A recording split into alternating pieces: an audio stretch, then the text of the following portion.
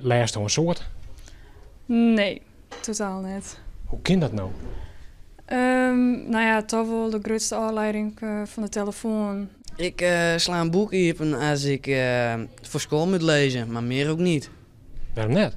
Omdat ik vind lezen wel leuk op zich, maar ik ga toch vaker sporten of met mijn vrienden op stap of zo.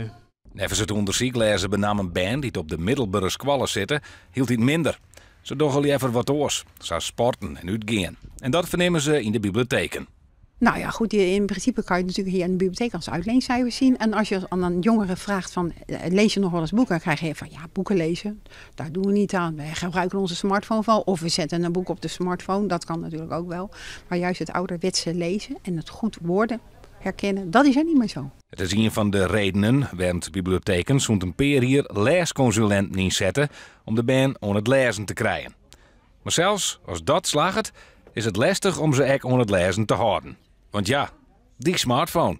Je wil wel heel snel aanleiden door de smartphone. En omdat er altijd gloedjes op komen en zo. Natuurlijk wil je dan even snel zien. En dan ben je vaak al helemaal trokken uit je boek. Dus dan, ja, dat gaat dan heel hut. De smartphone is altijd overal. Ik bedoel, hij is onder het eten. Dus hij is ook lezen is er niet meer bij.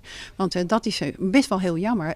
Het gezellige is weg. En een boek heeft iets gezelligs, iets meer, een grotere meerwaarde. En dat is gewoon jammer dat dat verdwijnt.